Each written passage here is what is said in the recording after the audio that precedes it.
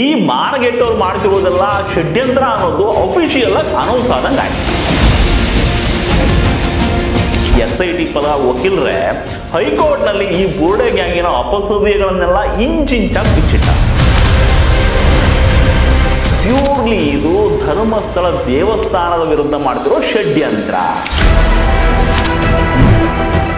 SIT ತನಿಖೆ ನಡೀತಿದೆ, ಎಲ್ಲ ಹೊರಗಡೆ ಬರುತ್ತೆ, ನೋಡ್ತೀರಿ ಅಂತಿದ್ದ ಮುಟ್ಟಾಡ್ರು ಇವಾಗ SITನೇ ಸರಿ ಇಲ್ಲ ಅನ್ನೋದಕ್ಕೆ ಶುರು ಮಾಡ್ಬೋದು. ಮೊನ್ನೆ ಗನ್ ಕೇಸಲ್ಲಿ ತಿಮ್ರೋಡಿ ಮನೆಗೆ ನೋಟಿಸ್ ಕೊಡೋಕೆ ಅಂತ ಪೊಲೀಸರು ಹೋದ್ರೆ ಅಣ್ಣ ಎಸ್ಕೇಪ್, ಓಡು ಮಹೇಶ್ ಅಣ್ಣ ಓಡು.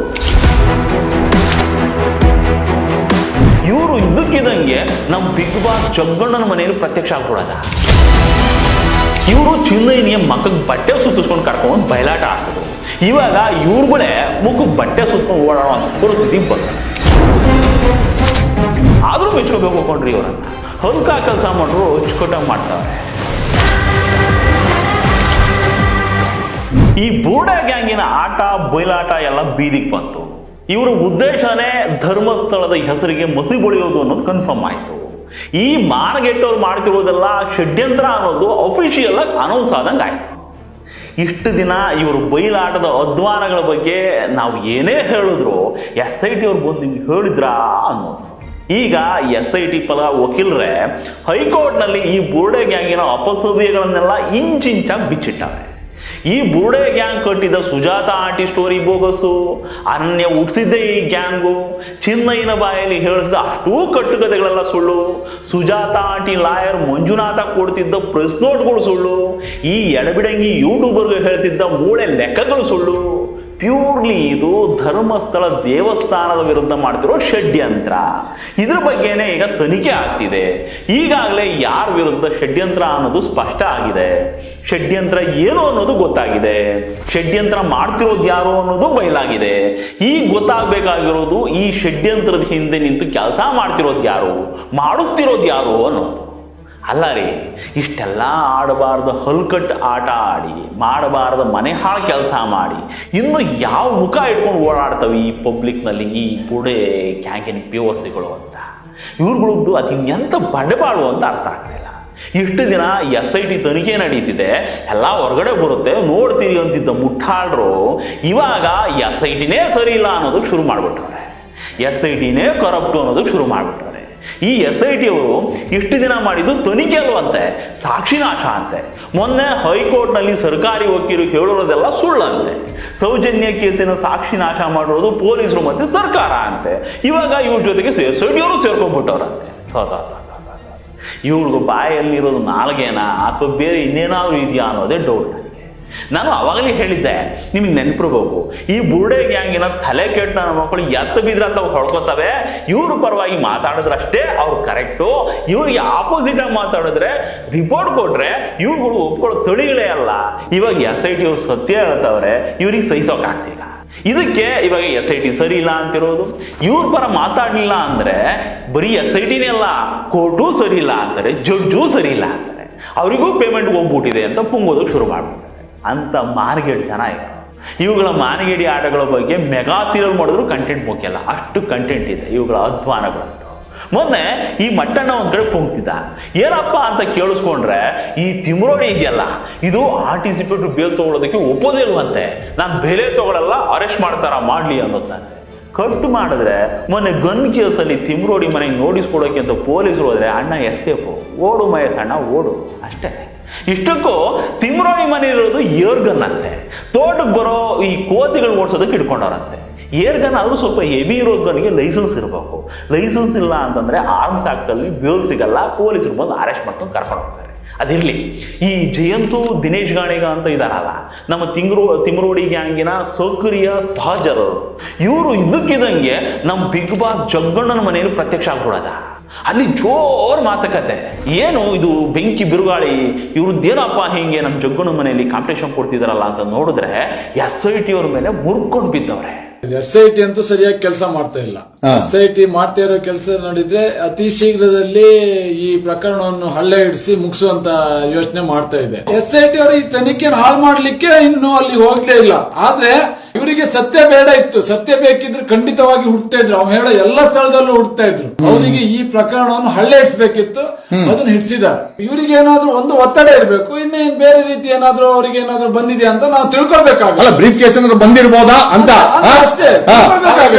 SIT ಸರಿಯಾಗಿ ತನಿಖೆ ಮಾಡ್ತಿಲ್ವಂತೆ, ಅವ್ರಿಗೂ ಸೂಟ್ ಕೇಸ್ ಹೋಗಿರ್ಬಹುದಂತೆ, ಇವ್ರು ಹೇಳಿದ ಕಡೆ ಗುಂಡಿ ಹೊಡಿತಿಲ್ವಂತೆ, ದೂರು ಕೊಡೋದಕ್ಕೆ ಹೋದವ್ರನ್ನೇ ಅರೆಸ್ಟ್ ಮಾಡ್ತಿದಾರಂತೆ, DK ಶಿವಕುಮಾರ್ ಖಾಲಿ ಡಬ್ಬ ಅಂದ್ರಂತೆ, ಷಡ್ಯಂತ್ರ ಅಂತಿದ್ರಂತೆ, ಕೇಸಿನ ದಾರಿ ತಪ್ಪಿಸ್ತಿದಾರಂತೆ, ಬಾಹುಬಲಿ ಬೆಟ್ಟಕ್ಕೆ ಹೋಗಿ ಗುಂಡಿ ಹೊಡಿಬೇಕಿತ್ತಂತೆ, ಅಲ್ಲೂ ಮೂಳೆ ಸಿಕ್ತಿದ್ವಂತೆ. SIT ಮೇಲೆ ಇವರಿಗೆ ನಂಬಿಕೆನೇ ಹೋಗ್ಬಿಟ್ಟಿದೆಯಂತೆ. SIT ಆಫೀಸರ್ ಮೇಲೆ ಇವರಿಗೆ ಡೌಟ್ ಬಂದಿದೆಯಂತೆ. ಮುಂದೆ ಉಗ್ರ ಹೋರಾಟ ಅಂತೆ, ಬೆಂಗಳೂರಲ್ಲೇ ಜನ ಸೇರಿಸ್ತದಂತೆ, ಎಲ್ಲಾ ಬರ್ಬೇಕಂತೆ. ಇವರು ಬಯಲಾಟ ಇನ್ನೂ ಮುಗ್ದಿಲ್ವಂತೆ, ಜನ ಇವರನ್ನ ಇನ್ನೂ ರೋಡಲ್ಲಿ ಬಾರಿಸ್ತಿಲ್ವಂತೆ. ಅಲ್ಲಿವರೆಗೂ ಇವರು ಈ ಬಂಡಾಟ ನಿಲ್ಸಲ್ವಂತೆ. ಕಂಪ್ಲೀಟ್ ರಾಶಿನೋ ರಾಶಿ. ಇದಕ್ಕೆ ಮಧ್ಯದಲ್ಲಿ ನಮ್ಮ ಜಗ್ಗಣ್ಣನ ಹಿಮ್ಮೇಳ, ಟಾಂಗು, ಇನ್ನೊಂದು ಮಾತು.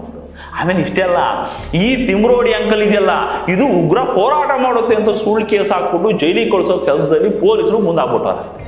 ಅದೇ ಈ ಗನ್ ಕೇಸು ಅದು ಇದು ಅಂದ್ಬಿಟ್ಟು. ಹಂಗೇನಾದ್ರು ತಿಮ್ರೋಡಿ ಅಂಕಲ್ ತಂಟೆಗೆ ಬಂದ್ರೆ ಅಷ್ಟೇ ಕತೆ ಮುಗೀತು. ಇವ್ರೇನು ಅಂತ ಇಡೀ ರಾಜ್ಯಕ್ಕೆ ತೋರಿಸ್ಬಿಡ್ತಾರಂತೆ. ಲೇ ಅವಿವೇಕಿಗಳ, ನೀವೇನು ಅಂತ ಈಗಾಗಲೇ ಇಡೀ ರಾಜ್ಯಕ್ಕೆ ಗೊತ್ತಾಗ್ಬಿಟ್ಟಿದೆ. ಹೊಸ್ದಾಗಿ ನೀವೇನು ಬಟ್ಟೆ ಬಿಚ್ಚಿ ತೋರಿಸೋದು ಬೇಡ ಅನ್ಸುತ್ತೆ. ಇನ್ಮೇಲೆ ಮುಖ ಮುಚ್ಕೊಂಡು ಓಡಾಡೋದು ಹೆಂಗೆ ಅನ್ನೋದ್ರ ಬಗ್ಗೆ ಗಮನ ಹಾಕೊಳ್ಳಿ. ಜನ ಸಿಕ್ಕಿದ ಕಡೆ ಬಾರಿಸ್ತಾರೆ ಅಂದಮೇಲೆ ಹುಷಾರು. ಇಷ್ಟೆಲ್ಲ ಮಾತುಕತೆ ಇಷ್ಟ ಆಗೋದು ಅಂದರೆ ನಮ್ಮ ಜಯಂತ್ ನಾವು ಸಿಚುವೇಶನ್ ಏನೇ ಇರಲಿ ಅಲ್ಲಿ ಬಿಟ್ಕೊಂಡೇ ಇರುತ್ತೆ. ಹಿಂಗೆ ಮಾತಾಡ್ತಾ ಇವ ಒಂದು ಸತ್ಯವಾದ ಮಾತು ಹೇಳ್ದ. ಇಷ್ಟು ದಿನ ಬುರುಡೆ ಗ್ಯಾಂಗ್ ಅಂತ ಒಂದು ಹೆಸರಿತ್ತು, ಇನ್ನೊಂದು ಕಡೆಯಿಂದ ಷಡ್ಯಂತ್ರ ಇತ್ತು. ಇವಾಗ ಜನತೆ ಗೊತ್ತಾಗಿದೆ ಯಾರು ಷಡ್ಯಂತ್ರ ಮಾಡ್ತಾ ಇರೋದು, ಯಾರ ಮೇಲೆ ಷಡ್ಯಂತ್ರ ಮಾಡ್ತಾ ಇರೋದು ಇವಾಗ ಗೊತ್ತಾಗಿದೆ. ಜನರು ಇನ್ನೂ ಎಚ್ಚೆತ್ತುಕೊಳ್ಬೇಕು. ಇದಪ್ಪ ಅಪ್ಪಂಗ್ ಹುಟ್ಟಿದ ಮಾತು ಅಂದ್ರೆ ಕರೆಕ್ಟು. ಜಯಂತ್ ನೀನು ಹೇಳಿದ್ದು ಇದೆಲ್ಲ ಷಡ್ಯಂತ್ರ ಅಂತ ಜನಕ್ಕೆ ಗೊತ್ತಾಗ್ಬಿಟ್ಟಿದೆ. ಹೇಳೋದಕ್ಕೆ ಇನ್ನೇನೂ ಇಲ್ಲ. ಇನ್ನೇನಿದ್ರು ಮುಖ ಮುಚ್ಕೊಂಡು ಓಡಾಡೋದು ಹೆಂಗೆ ಅಂತ ಯೋಚನೆ ಮಾಡೋದಷ್ಟೇ ಬಾಕಿ. ಅಲ್ಲ, ಕರ್ಮ ನೋಡಿ ಹೆಂಗ್ ಬಂದು ಹೊಡಿತದೆ ಅಂತ. ಇವರು ಚಿನ್ನಯ್ಯನಿಗೆ ಮಕ್ಕಕ್ಕೆ ಬಟ್ಟೆ ಸುತ್ತಿಸ್ಕೊಂಡು ಕರ್ಕೊಂಡು ಬಯಲಾಟ ಆಡ್ಸಿದ್ರು. ಇವಾಗ ಇವ್ರುಗಳೇ ಮುಖಕ್ಕೆ ಬಟ್ಟೆ ಸುತ್ಕೊಂಡು ಓಡಾಡುವಂಥ ಪರಿಸ್ಥಿತಿಗೆ ಬಂದವ್ರೆ. ಇವಾಗ ಉಳ್ಕೊಳ್ಳೋದಕ್ಕೆ ಎಲ್ಲೆಲ್ಲಿ ನೆಲೆ ಸಿಗುತ್ತೆ ಅಂತ ಹುಡುಕಾಡೋದಕ್ಕೆ ಶುರು ಮಾಡ್ಬಿಟ್ಟಾರೆ. ಅಲ್ಲ ಕಣ್ರಿ, ಈ SITನೂ ಸರಿ ಇಲ್ಲ ಅಂತಾರಲ್ಲ, ಈ ಅಡ್ಕಸ್ಗಳು ಮೊದಲಿಂದ ಮಾಡ್ಕೊಂಡು ಬಂದಿರೋದು ಇದೇ ಕೆಲಸ ಅಲ್ಲ. ಯಾರು ಹೇಳಿದ್ರು ಒಪ್ಪಲ್ಲ, ಇವ್ರು ಆಪೋಸಿಟ್ ಆಗಿ ಯಾರು ಮಾತಾಡಿದ್ರು ಕೇಳಲ್ಲ. ಇವ್ರು ಅಂದ್ಕೊಂಡಿರೋದೇ ರಿಪೋರ್ಟ್ ಬರ್ಬೇಕು, ಇವ್ರು ಹೇಳಿದ್ದೇ ನಿಜ ಅಂತ ಒಪ್ಕೋಬೇಕು. ಇಲ್ಲ ಅಂದ್ರೆ ಡೈರೆಕ್ಟ್ ಅಲಿಗೇಷನ್ ಪೇಮೆಂಟ್ ಆಗ್ಬಿಟ್ಟಿದೆ. ಏನ್ರೋ ನಿಮ್ಮ ಬಾಳು. ನಮ್ಮ ಪೊಲೀಸರು ತನಿಖೆ ಮಾಡಿ ಏನು ಅಂತ ಹೇಳಿದ್ರು ನಂಬಲ್ಲ. COD ಬಂದು ವಿಚಾರಣೆ ಮಾಡಿ ರಿಪೋರ್ಟ್ ಕೊಟ್ಟರು ನಂಬಲ್ಲ. ನಮ್ಮ ದೇಶದ ಉನ್ನತ ತನಿಖಾ ಸಂಸ್ಥೆ CBI ಅದು ಬಂದು ಎನ್ಕ್ವೈರಿ ಮಾಡಿ ರಿಪೋರ್ಟ್ ಕೊಟ್ಟು ಸೌಜನ್ಯ ಕೇಸಿನ ಆರೋಪಿ ಸಂತೋಷ್ ರಾವ್ ಅಂತ ರಿಪೋರ್ಟ್ ಕೊಡುತ್ತೆ. ಅದನ್ನು ಈ ಅವಿವೇಕಿಗಳು ನಂಬಲ್ಲ. ಇಷ್ಟೇ ಯಾಕೆ, ಇವ್ರು ಕೋರ್ಟ್ನು ನಂಬಲ್ಲ, ಜಡ್ಜ್ಗಳು ನಂಬಲ್ಲ. ಈ ಅತೃಪ್ತ ಆತ್ಮಗಳಿಗೆ ಬೇಕಾಗಿರೋದು ಧರ್ಮಸ್ಥಳದ ದೇವಸ್ಥಾನ, ಧರ್ಮಸ್ಥಳದ ಧರ್ಮಾಧಿಕಾರಿ ಕುಟುಂಬ. ಅಷ್ಟೇ ಇವ್ರಿಗೆ ಬೇಕಾಗಿರೋದು. ಸತ್ಯ ಅಲ್ಲ. ಇಷ್ಟಕ್ಕೂ ಈ SIT ಫಾರ್ಮ್ ಮಾಡಿಸಿದ್ದೇ ಇವರಲ್ವಾ? ಅದು ಎಡಪಂಥೀಯ ಹಿರಿತಲೆಗಳನ್ನ ನಮ್ಮ ಸಿದ್ದರಾಮಯ್ಯನ ಹತ್ರ ಕಳಿಸಿ ಎಲ್ಲೆಲ್ಲಿಂದನೋ ಪ್ರೆಷರ್ ಹಾಕ್ಸಿ ನಮಗೆ ಇಂತಿಂಥ ಆಫೀಸರ್ಸೇ ಬೇಕು, ಹಿಂಗೆ ಆಗ್ಬೇಕು ಅಂತ ಲಿಸ್ಟ್ ಕೊಟ್ಟು ಅವರನ್ನೇ ಹಾಕಿಸ್ಕೊಂಡು SIT ಫಾರ್ಮ್ ಮಾಡಿಸಿದ್ರು. ಇದು ನಮ್ಮ ಹೋರಾಟದ ಮೊದಲ ಗೆಲುವು ಅಂತ ಎದೆ ನಿಗುರಿಸ್ಕೊಂಡು ಓಡಾಡಿದ್ರು. ನೋಡ್ರಿ, ಇವಾಗ ಅತ್ಯಾಚಾರಿಗಳ ಎದೆಯಲ್ಲಿ ನಡುಕ ಶುರುವಾಗ್ಬಿಟ್ಟಿದೆ. ನಮಗೆ SIT ಮೇಲೆ ಪೂರ್ತಿ ಭರವಸೆ ಇದೆ. ಒಳ್ಳೆ ಆಫೀಸರ್ಸ್ ಇದ್ದಾರೆ. ಇವಾಗ ತನಿಖೆ ಶುರು ಆದ್ಮೇಲೆ ಧರ್ಮೋದ್ಯಮಿಗಳು ಬಿಲಬಿಲ ಅಂತ ಒದ್ದಾಡ್ತಿದ್ದಾರೆ. ಹಾಗೆ ಹೀಗೆ ಅಂತ ಬೊಗಳೆ ಬಿಡ್ಕೊಂಡು ಓಡಾಡಿದ್ದೆ ಈ ಬುರ್ಡೆ ಬೇವರ್ಸಿಗಳು. ಆ ಮಟ್ಟಣ್ಣ ಇನ್ನೂ ಒಂದು ಹೆಜ್ಜೆ ಮುಂದಕ್ಕೆ ಹೋಗಿ ಧರ್ಮಾಧಿಕಾರಿಗಳು ಫುಲ್ ಭಯ ಬಿದ್ದುಬಿಟ್ಟವ್ರೆ. ನನ್ನ ವಿರುದ್ಧ ಏನೂ ಹೇಳ್ಬೇಡಿ, ನಿಮ್ಗೆ ಏನು ಬೇಕೋ ಕೊಡ್ತೀನಿ, ನಾನೇ ಇದೆಲ್ಲ ಮಾಡಿರೋದು, ಆದರೆ ನನ್ನ ಹೆಸರು ಮಾತ್ರ SIT ಅವ್ರ ಮುಂದೆ ಹೇಳ್ಬೇಡಿ ಅಂತ ಕೈ ಮುಗಿದು ಬಿಡ್ಕೋತಿದ್ರಂತ ಅವ್ರ ಕೆಲಸಗಾರರ ಹತ್ರ, ಆ ದೇವಸ್ಥಾನದಲ್ಲಿ ಕೆಲಸ ಮಾಡ್ತಿದ್ದವ್ರ ಹತ್ರ. ಹಂಗಂತ ಬೋಳ್ಕೊಂಡು ಓಡ್ತಿದ್ದ ಈ ಹೊರಕ ಬಾಯಿ ಮಟ್ಟಣ್ಣ. ಇವಾಗ ಇವರು ಬಂಡವಾಳ ಬೀದಿಗೆ ಬಿದ್ದರೆ SIT ಸರಿ ಇಲ್ಲ, SIT ದುಡ್ಡು ಹೋಗಿದೆ, SIT ಅವ್ರ ಮೇಲೆ ಪ್ರೆಷರ್ ಹಾಕಿ ತನಿಖೆ ದಿಕ್ಕು ತಪ್ಪಿಸಿದ್ದಾರೆ, SIT ತನಿಖೆ ಮಾಡೋದು ಬಿಟ್ಟು ಸಾಕ್ಷಿ ನಾಶ ಮಾಡ್ತಿದೆ ಅಂತ ಬಾಯಿ ಬಿಡ್ಕೋತಾರಲ್ಲ. ಇವುಗಳು ಹೊಟ್ಟೆಗೆ ರೈಸ್ ಬಾತ್ ಥರದ್ದು ಏನು ತಿನ್ನಲ್ವಾ ಅಂತ. ಏನ್ರಿ ಕರ್ಮ ಇರುತ್ತೋ ಇವುಗಳಿಗೆ. ಮಾನ ಮರ್ಯಾದೆ ಅನ್ನೋದ್ರ ಸ್ಪೆಲ್ಲಿಂಗು ಗೊತ್ತಿಲ್ಲ ಅನ್ಸುತ್ತೆ. ಇವರು ಬಂಡತನ ಯಾವ ಲೆವೆಲಿಂದು ಅಂದರೆ ಸತ್ತೋಗಿರೋ ಸೌಜನ್ಯನ ಆತ್ಮನೇ ಎದ್ದು ಬಂದು ನನ್ನ ಕೊಂದ ಆರೋಪಿಗಳು ದೇವಸ್ಥಾನದವ್ರ ಕಡೆ ಎಲ್ಲ ಕಂಡ್ರು, ಸಾಯಿಸ್ಕೊಂಡಿರೋ ನಾನೇ ಹೇಳ್ತಾ ಇದ್ದೀನಿ, ಅವ್ರು ಬೇರೆಯವರು ಅಂತ ಹೇಳಿದ್ರು. ಇವ್ರುಗಳು ಕೇಳಲ್ಲ ಮತ್ತು ನಂಬಲ್ಲ. ಅದನ್ನ ಸೌಜನ್ಯ ಆತ್ಮಕ್ಕೂ ಹೇಳ್ಕೊಡ್ತಾರೆ, ಮುಖ ಕೊಡೋದಂಗೆ ಇವಾಗ ಬಾಯಿ ಮುಚ್ಕೊಂಡು ನಿನಗೆ ಕುಡ್ಡಿ ದುಡ್ಡು ಬಂದಿರಬೇಕು ಅಂತ ಆ ಲೆವೆಲಿಗೆ ಬಂದು ಬಿದ್ದುಬಿಟ್ಟವ್ರು. ಇವಾಗ ನೋಡಿ, ಕೋರ್ಟಲ್ಲಿ SIT ಪರ ವಕೀಲರು ಇವರ ಷಡ್ಯಂತ್ರದ ಗಂಟು ಮೂಟೆ ಬಿಚ್ಚಿಟ್ಟು ಕೂಡಲೇ ಚಿನ್ನೈ ಜೊತೆ ತಿಮ್ರೋಡಿ ಮಾತಾಡಿರೋ ಹಳೆಯ ವಿಡಿಯೋ ಬಿಡ್ತಾರೆ. ಅದು 2 ವರ್ಷದ ಹಿಂದೆ ರೆಕಾರ್ಡ್ ಆಗಿರುವಂಥ ವಿಡಿಯೋ ಅಂತೆ. ಆ ವಿಡಿಯೋದಲ್ಲಿ ಚಿನ್ನೈನೇ ಬಂದು ತಿಮ್ರೋಡಿಗೆ ಎಕ್ಸ್ಪ್ಲೇನ್ ಮಾಡ್ತಿರೋ ಥರ. ಇದೆಲ್ಲ ಎಂಥ ಪ್ರಿಪ್ಲಾನ್ ಅಂತ ಒಂದ್ಸರಿ ಸುಮ್ಮನೆ ಯೋಚನೆ ಮಾಡಿ ತಲೆ ಗಿರ್ರನ್ನತ್ತೆ. ಇವ್ರ ಪ್ಲಾನ್ಗಳು ಎಷ್ಟು ವ್ಯವಸ್ಥಿತವಾಗಿದ್ದಾವೆ ಅಂದರೆ, ಯಾವುದಾದ್ರೂ ಒಂದು ಸಂಸ್ಥೆನ ಉದ್ಧಾರ ಮಾಡೋದಕ್ಕೆ ಹಿಂಗೆ ಕೆಲಸ ಮಾಡಿದರೆ ಒಂದು ಸಂಸ್ಥಾನ ಕಟ್ಬೋದಿತ್ತು. ಆದರೆ ಇವರು ಇಷ್ಟು ವ್ಯವಸ್ಥಿತವಾಗಿ ಮಾಡ್ತಿರೋ ಕೆಲಸ ಮನೆ ಹಾಳು ಮಾಡೋದಕ್ಕೆ. ಅಲ್ಲ ಹಾಕೊಂಡ್ರು ಈ ವಿಡಿಯೋಗಳನ್ನೆಲ್ಲ ಈ ಚಿನ್ನೈನ ಮುಖಕ್ಕೆ ಮಾಸ್ಕ್ ಹಾಕಿಸ್ಕೊಂಡು ಭೀಮಾ ಅಂತ ಹೆಸರು ಇಟ್ಕೊಂಡು ಕರ್ಕೊಂಡು ಬಂದಿದ್ರಲ್ಲ, ಅದಕ್ಕೂ ಮೊದಲೇ ವಿಡಿಯೋಗಳನ್ನ ರಿಲೀಸ್ ಮಾಡಿದ್ದಿದ್ರೆ ಬಿಟ್ಟಿದ್ದಿದ್ರೆ ಇವ್ರು ಹೋರಾಡ್ದ ನಿಜ ಇದ್ದಿದೆ ಕಣ್ರಿ. ನೋಡಿ ಯಾರೋ ಸಾಕ್ಷಿ ಬಂದವನೇ ಕರ್ಕೊಂಬಂದವ್ರೆ ಅಂತ ನಂಬೋದಿದ್ದೆ. ಆದರೆ ಇವ್ರು ಮಾಡಿದ್ದೇನು, ನಮಗೆ ಭೀಮ ಯಾರು ಅಂತ ಗೊತ್ತೇ ಇಲ್ಲ, ನಾವು ನಮ್ಗೆ ಇಟೇ ಮಾಡಿಲ್ಲ, ಅವನಿಗೆ ಪಾಪ ಪ್ರಜ್ಞೆ ಕಾಡಿಗೆ ಇವಾಗ ಬಂದವನೇ, ಲಾಯರ್ನ ಕರ್ಕೊಂಡು ಕೋರ್ಟ್ಗೆ ಹೋಗೋವನೇ, ಇವನು ದೂರು ಕೊಟ್ಟ ಅಂತ ಬಿಟ್ಟು SIT ಆಗ್ಬಿಟ್ಟಿದೆ.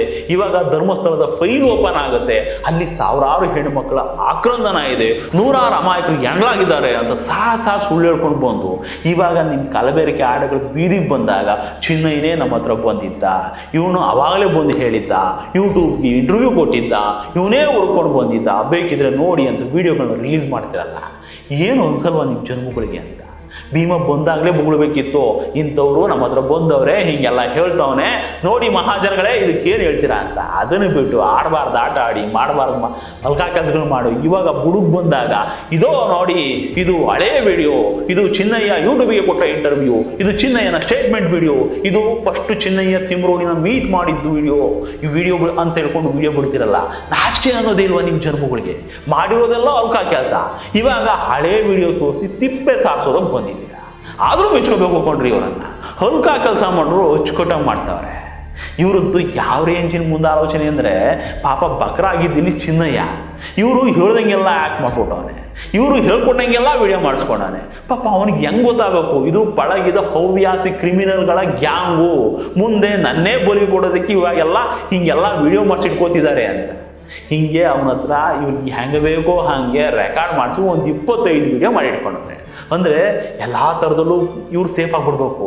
ತಲೆ ಹೋಗೋದಾದ್ರೆ ಇವ್ನು ಹರಕೆ ಕೋರಿ ಹೋದ್ರೆ ಹೋಗ್ಲಿ, ಪಾಪ ಕೇಳೋರು ಯಾರಿದ್ದಾರೆ ಪಾಡ. ಅದಕ್ಕೆ ಹೆಂಗೆ ಬೇಕೋ ಹಂಗೆ ವಿಡಿಯೋಗಳನ್ನ ಮಾಡಿ ಇಟ್ಕೊಂಡ್ಬಿಟ್ಟವ್ರೆ. ಅದೇ ಲಾಸ್ಟ್ ಟೈಮು ಒಂದಷ್ಟು ಇಂಟರ್ವ್ಯೂಗಳು ಬಿಟ್ಟಿದ್ರಲ್ಲ, ನೆನಪಿದ್ಯಾ? ಅದೇ ಚಿನ್ನಯ್ಯ SIT ಅವ್ರ ಹತ್ರ ಹೋಗ್ಬಿಟ್ಟು ಎಲ್ಲ ನಿಜ ಹೇಳ್ಕೊಂಡು ಸರೆಂಡರ್ ಆಗಿದ್ನಲ್ಲ, ಅವಾಗ ಬಿಟ್ಟಿದ್ರಲ್ಲ, ಹಂಗೆ ಇವಾಗಲೂ ಬಿಟ್ಟಿರೋದು. ಇವಾಗ SIT ಅವರ ಲಾಯರು ಇದೆಲ್ಲ ಬೋರ್ಡೆ ಬಯಲಾಟ ಅಂದ ಕೂಡಲೇ ಬಿಟ್ಟರು ಇನ್ನೊಂದಷ್ಟು ವಿಡಿಯೋಗಳನ್ನ. ಇವಾಗ ಬಿಟ್ಟಿರೋ ವಿಡಿಯೋ ಹೆಂಗಿದೆ ಗೊತ್ತಾ? ನೀನು ಕೂತ್ಕೊಂಡು ಹೇಳ್ದಂಗೆ ಮಾಡೋ, ನಾನು ಕೇಳಿಸ್ಕೊತಾ ಇರಂಗೆ ಮಾಡ್ತೀನಿ ಅನ್ನೋ ಥರ ಇದೆ. ಏನು ಇವು ಟೀಮಲ್ಲಿ ಡೈರೆಕ್ಟರ್ಗಳಿಗೆ, ಸ್ಕ್ರಿಪ್ಟ್ ರೈಟರ್ಗಳಿಗೆ ಬರ ಇದೆಯಾ? ಲೋ ಚಿನ್ನಯ್ಯ, ನೀನು ಬಂದು ತಿಮ್ರೋಡಿ ಅವ್ರಿಗೆ ಹಿಂಗೆ ಹೇಳ್ತಾ ಇರೋ ಥರ ಮಾಡು. ನಮ್ಮ ತಿಮ್ರೋಡಿ ಅಣ್ಣ ಬಿಟ್ಕೊಂಡು ಆಶ್ಚರ್ಯ ಪಡ್ಕೊಂಡು ಕೇಳಿಸ್ಕೊಳ್ಳೋ ಥರ ಮಾಡುತ್ತೆ, ನಾವು ಅದನ್ನು ಸೂಟ್ ಮಾಡ್ಕೋತೀವಿ.